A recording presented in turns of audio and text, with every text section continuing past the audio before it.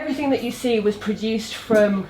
waste materials, and this is our first collection with Alex, but not the first time that we've worked together, because we collaborated with him on his own EMG initiative, and that also was to do with making things from waste. And here he's going to be exploring sort of the relationship between ethics, aesthetics and art. It's always touching to see so many people show up, because and also quite scary, because I can only really talk about my personal experience in my life and the sort of road it's taken me on. I'm not kind of presenting facts and figures to you. I'm really kind of just saying about my experience. So I hope that I've managed to structure it into a kind of cohesive, enjoyable, interesting talk this evening. I've always kind of walked a line between art and fashion, and tried to find a balance with being an artist and a free thinker, and trying to apply that to industry and kind of economics, and bringing that kind of business angle to creativity, which is really challenging in itself. And I think I've had some successes and some failures with that, but somehow managed to kind of pick up some big pop stars along the way and kind of produce some quite major work. So yeah, it's kind of an interesting story in that way. But to talk about where we are now and in this context of this shop and what this actually symbolises for me, it's a real kind of landmark for me, this collaboration with Traid, because it marks a sort of end of a kind of 3-year sort of transitional period of moving from one area of fashion and the sort of high-end industry, luxury industry, and kind of reaching a point where I was sort of disillusioned and unhappy, and had to really find a new kind of meaning and worth to my work, and address bigger issues, bigger existential problems, world issues, which the area which I was in, which was really kind of in denial and glossing over all those subjects. So yeah, this has been a really important project with Traid, and also the EMG label, which we touched on briefly, which I'll tell you about more later. Two kind of big projects, which is a departure from the work I was doing before, but also the sort of the challenge which has been faced with that kind of going into the ethical realm, is kind of still retaining who you are as an artist and retaining your subversion to your work, but bringing it into a new arena which is morally sound and ethical, but kind of not kind of going against what makes you up as an artist, and your sort of inherent process and your inspirations that you had growing up that make your work. So to talk about inspirations and where I kind of started as a creative, and a sort of realisation that I had recently when preparing to do another talk, which was that my inspirations never really came from fashion. That wasn't what I sort of looked at as a child. It was more film. My favourites were kind of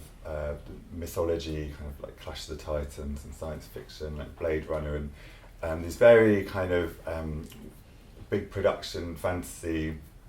amazing costumes, amazing set. But really what I realised, what inspired me in these films, was the female characters, the women in the films, and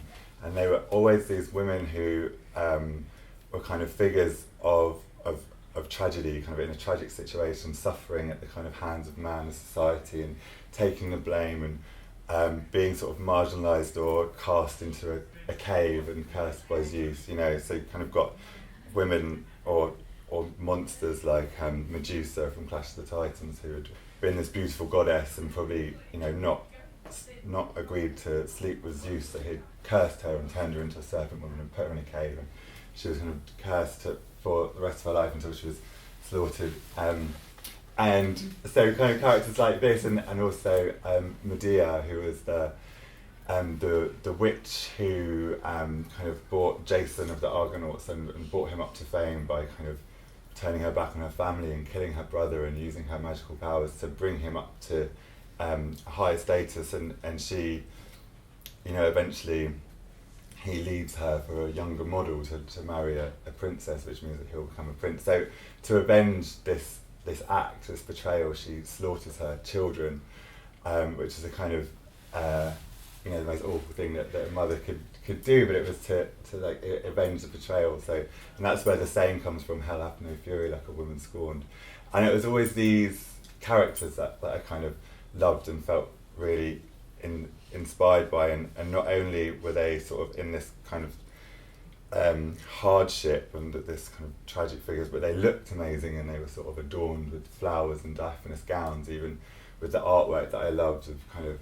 the death of Ophelia, sort of suicidal, insane woman, but kind of floating in a pond of lilies with flowers in her hair, and her dress moving around her. And as a child, looking at that, I was just completely taken with the sort of dark romance of it. As an adult, you look at it and you kind of have there's another side to it which you see, which is sort of the reality of the situation. And I think really these things that I saw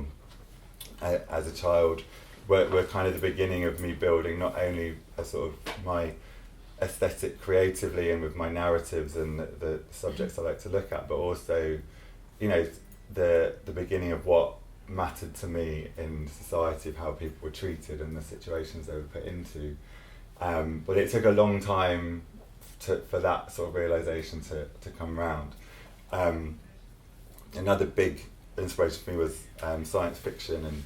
films that I saw very very early on was Blade Runner, and the main character in that, Rachel, who was this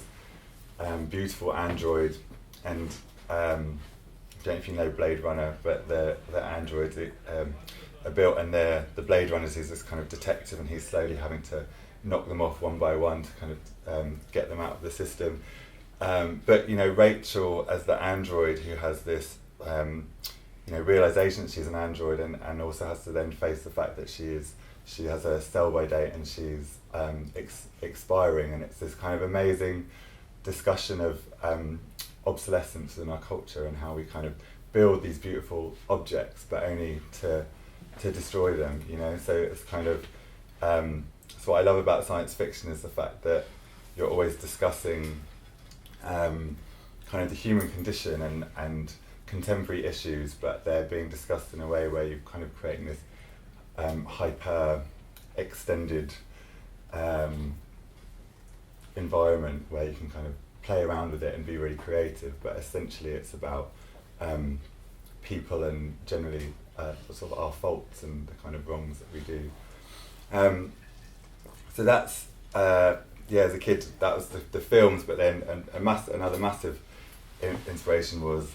music and women in music, and my mum's record collection and my mum's album covers, and kind of two amazing superheroes who were Grace Jones and Annie Lennox, and kind of looking at these album sleeves of them as a kid, of Grace Jones in this kind of Jean Paul Goude produced imagery of these amazing high tops and massive shoulder pads, being completely androgynous and kind of wild and so empowered and so impressive, and similarly with Annie Lennox, her kind of transience through different looks and kind of dragging up and going into orange high top and just a leather mask, and it was real strength, it was kind of real power, and that's where my passion, I think, for fashion and music and wanting to go into stage and designing for stage and designing for women who were singing, and to kind of create these iconic images of these empowered women. So that's where my kind of inspirations and ambitions came from. And so then kind of fast forward 16 years to having studied fashion and graduated, and worked within Selfridges for a few years in the sort of display and windows team, and then from that decided that I needed to go freelance because I had all these I'm very capable, I'm very artistic, and I know that I have a talent, and I needed to use it and I needed to exercise it, and I knew that I was kind of meant for more than the yellow walls of Selfridges. So I left and made probably the bad decision at the time, financially and left, ended up going bankrupt at 26. But that was kind of a big lesson to learn. But it was also good because it brought everything back down to zero, and I was kind of living very simply, almost kind of squatting and with a group of people. And one of those people that I was living with is a woman called Annie Trevelyan, who is now a really big stylist. And she started working at the time for Nicola Formichetti, who is a big fashion director, and Anna knew that I did stuff and I made stuff, and at that point I was doing all sorts, window dressing, illustration, sculpture, whatever I could do to build my portfolio, get my name out, make any money that I could. And so she one day asked me to just customise loads of denim.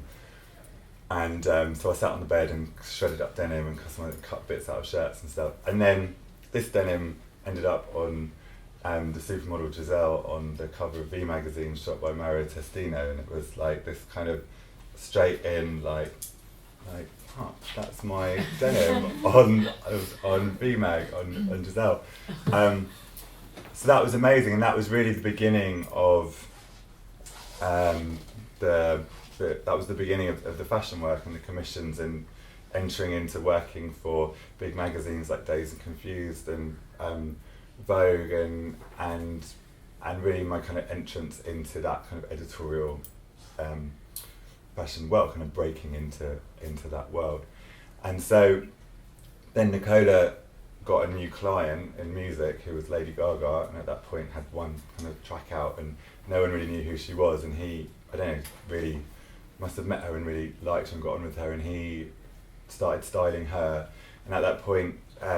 no one would lend her clothes because the big fashion houses didn't lend to music, and at that point also pop stars hadn't kind of replaced models how they have in the past 5 years. So you know, it wasn't Rihanna on the cover of Vogue, it was still be a supermodel or an actor. So she actually was kind of the beginning of the really strong links again between fashion houses and pop stars. But so Nicola was able to use all his young designers who he worked with to do these commissions for Gaga, which meant he was getting really weird stuff, interesting stuff. He could kind of really, he sort of had us at his disposal, and instantly she, you know, her rise was pretty massive and quite fast. It was a sort of straight up, and so within that, then it was like I was having stuff appear in music videos and doing clothes to the Brit Awards, and everything was blogged about. Suddenly everyone wanted to know, you know, who was making stuff, what the secret was, how, and we weren't allowed to talk about anything. And so it was quite exciting because it was kind of, you were part of, you know, the House of Gaga, and it's this thing like the House, who's the House of Gaga? House of Gaga. And you're like, I'm the House of Gaga, but like nobody knows. And so it was exciting, and you'd sort of end up in these situations like in the other van, so like leaving a meeting and they'd all get in one van, and I ended up in the decoy van, Lady Gaga's decoy van one day, and outside the front of the hotel where they all went in the back, and I just sat and slowly got swarmed by fans, and it was like my only experience of being famous, like that famous, and it's really scary. One person realises there's someone in the car, someone else comes up, everyone in McDonald's over the road stands up and comes to the window, and it was insane. And to the point, it was a blacked out car, but I started feeling really awkward, and even like sort of got my phone out and started like doing a text message. But yeah, so that was how the work with Gaga started, and it was a really brilliant time, and it was really creative, and it was a real kind of moment of producing loads of work, and the demand was insane, and it got kind of more and more insane in terms of what was expected. Can we have those 3 outfits for Friday? And that would mean Friday being shipped to LA, so that's 3 o'clock Friday, so then that's signed off Tuesday. So you have basically 3 nights to do it, Tuesday, Wednesday, Thursday, 3 nights, which means buying fabric, cutting patterns, making 3 outfits, and these are kind of couture garments which are normally embellished or corseted, or but you just do it because it was exciting, and I was lucky enough that from early on I asked to be paid for it, so that didn't stop. Lots of people didn't actually get paid for that work, and so I was at that opportunity. It was like, okay, I'm actually being paid for something, so I'm not going to say no. So it was like, okay, do it, and then so you'd spend a week basically up like so half the week up, and then that would happen at periods. That would happen every week for 3 weeks to a month, and so you were kind of expelling so much energy, putting so much energy into this work, but kind of on a bit of a high. But it was really exhausting. At that point, it was okay. Sort of 2 years into that, when I'd started showing at London Fashion Week, and I was on my second collection, and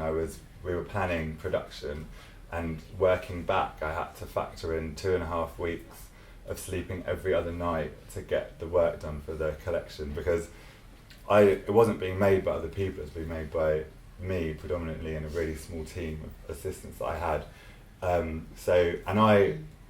to take all the responsibility for what's made, because they're interns, you know, they're there for the experience, and I can't expect them to do anything that would be detrimental to the fact if it went wrong. So, but we were kind of there together, we were all in it together, and I had a really amazing group of people working with me at that point. And but yeah, so that was the point where the kind of the balance between health and work and sleep deprivation and stress and kind of what was expected to you started to kind of take its toll. And then I think when I did my second collection, and so much work had gone into it, I'd done loads of digital prints. I kind of had the first collection had gone really well, and then I'd sort of had advice from my agency to kind of have a slightly more commercial line within it, and then so I was a bit confused about, you know, exactly what I was doing, trying to kind of appease different people to sort of take it on to the next level. And they made the collection, and it just got missed. It just sort of didn't get picked up. It was kind of a massive like downer afterwards, and it was like a real moment of like, I mean, if I could ever know like the closest feeling to sort of postnatal depression, where you've delivered this baby that you've been working on for 6 months, and you've not been sleeping, and you're so tired, and you've spent all your money, and then it just like you have no attachment to it afterwards, and literally that you don't want to sort of touch or anything. And it was the stress. It was a sort of result of the stress, and the kind of beginning of really questioning what, you know, was it worth it? Is this energy we put in worth what comes back? If at these times things can there's no sort of reward, and also you've got no one to blame. You're doing it yourself. It's your choice to do it. So you're in the situation completely on your own, just having to deal with the realities of it, and that's can be quite sort of hard to deal with. But don't want to sort of dwell on the difficult side of it, you know, depressing too much, but that is the reality, you know. And I at that point was under lots of pressure. Was working with other big clients, and was starting to have bad experiences with them, and it was a point of just being really pushed to my limit in terms of how much more I could take sort of personally, creatively, just starting to feel very exploited by kind of big business, big music industry business, and feeling very much like a kind of sort of small cog at the bottom of a big machine, but if you mess up, all the shit comes down. This experience, it was sort of then deciding to stop showing at London Fashion Week, to kind of decide to come out of that arena when you've gone in and you've sort of made the statement and you're here. You know, you have to sort of face up to things like your ego and like what that means, and kind of worrying what other people are going to think, and so always battling this idea of like being sort of relevant and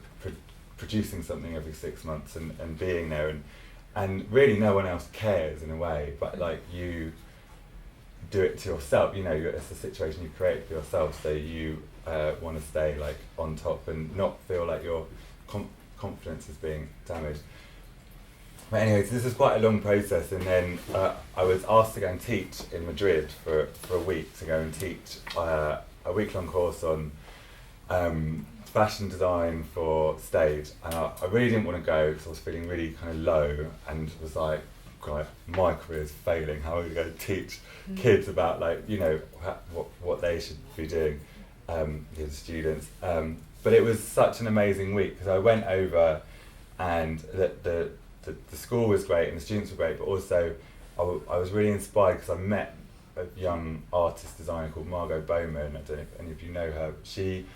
was just really interesting, like much younger. She was like 22, 23, sort of on a really kind of switched on and really turned on to the whole ethical side of things, sustainability, technology, all the kind of new things that were happening in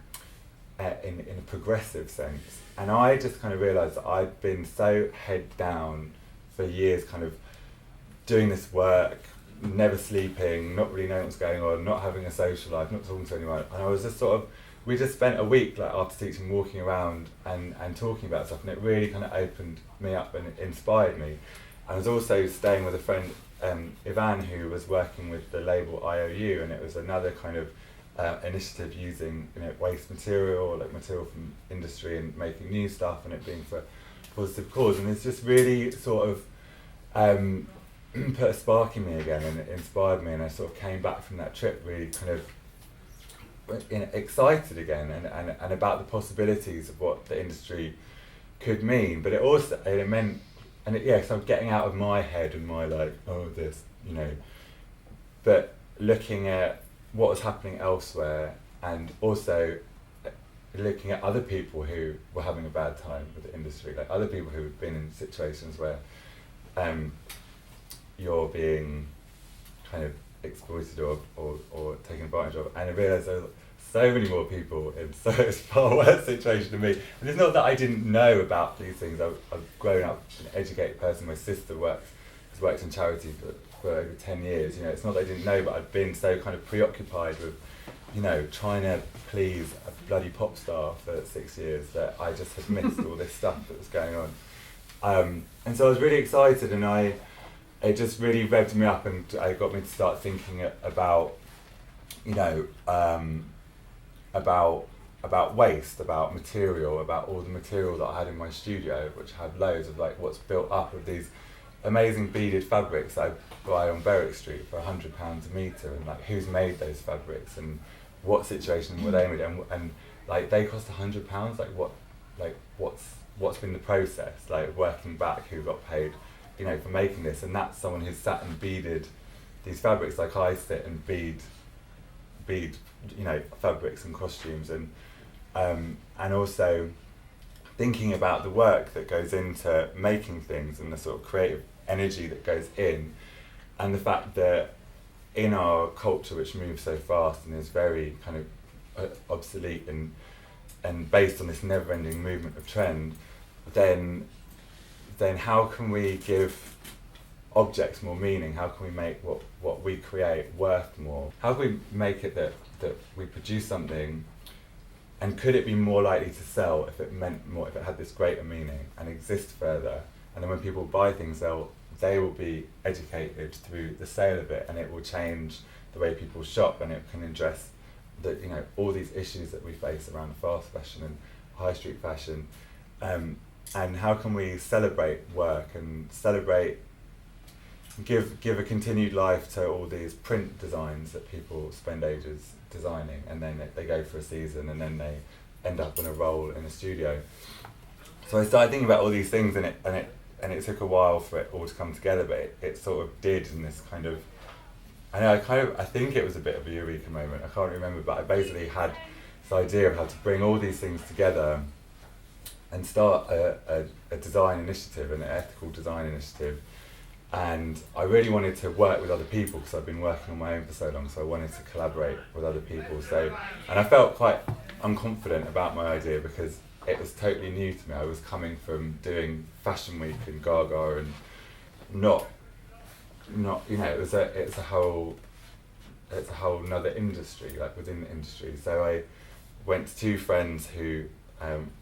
already have connected to charities, have started charities, and took the idea to them and asked them if they'd be interested in starting it with me. And they were, and we founded it together with my friends Emma and Birdie, and we founded the EMG initiative. And EMG stands for Everything Must Go, and it's about trying to use everything that exists, trying to use all these materials, put them to good use, and the idea was that like we do products like, everything must go to Traid for childhood, or so, which is what we ended up doing. But again, that was another kind of 2-year process of having the idea. Emma, who had already worked with Traid, introduced us to Traid, and it was an instant. It felt like an instant good match. Everyone got on, and I found it really inspiring to come in and meet more people who were doing the kind of things that I was really admired, and they seemed to like the idea too, and so that was the beginning of the EMG initiative. And so what we do is we take designer waste. So we go to designers who sort of show at London Fashion Week, like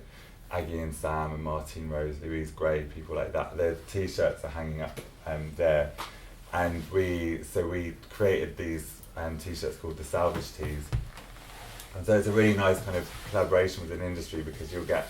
sort of 6 designers on one t-shirt. So we were trying to create pieces that were totally limited edition, really unique, but the whole communication around them was about being sustainable, using waste, and buying pieces for a positive cause, and that the money raised from the T-shirt project goes to the children's centres in Bangladesh, which the profits from this collection also go to those kids. But with this collection, what we're doing is raising money to obtain birth certificates for the children of the centres, because unlike here where we're sort of born and just given a birth certificate along with other sort of privileges which we're born into, they're not given this paperwork, and so they're not registered as citizens, and it makes it very hard if you're trying to be educated or get healthcare, to be recognised as a real citizen. So yeah, that was how we started EMG. This was another EMG piece to show you kind of a more it was a special project that we did with Monsoon, and we used all the waste from an organisation in India called Seva, and it's a self-employed women's association. And so they do lots of their kind of embroidery for the high street here. And so we took all their sampling and kind of waste from their work and created this couture catsuit, which was shown at London Fashion Week last September. And it was really to kind of raise the question again about where we place worth and respect in people's practice, and if something was made in one place, how we see that and how we regard it, and also the arena that we see it in. And essentially anyone who's skilled and a practitioner should be given the same respect and almost paid the same wage wherever they are in the world. So that's what this was, a piece again, just using waste. So it's kind of using it as for basics like t-shirts, panel t-shirts, but also you can use it in really amazing ways to create pieces like this. But yeah, so now the relationship continues with Traid, and this collection, to come back to where we started, has been a really important arrival for me, and a great kind of continued relationship moving forward with Traid, sort of pioneering our ethos of fashion for good and sort of creative input for positive output, and using what exists, because there's so much of it, so we don't need to keep kind of adding to the soup. But yeah, thank you. I won't go on any longer, but if you have any questions, I'm happy to answer. I would just like to say you spoke very well, and I just treat everybody on face value. I don't know about their backgrounds. When I meet them, I meet so many people, so few people. And so working with you, what was so interesting is, you come across artists and designers all the time, but we call you in the office low maintenance, which isn't an insult, which means that everything we've done with you, you just go ahead and do it. We don't have to give input or anything, which is just so unique for us and working with designers. And so just listening about your story and where you come from, so all that madness and mayhem and not sleeping has really set you in good stead, that you can actually do and complete what you say you're going to do, and that's really rare in the industry, and I love you for that. Thank you. Thank you.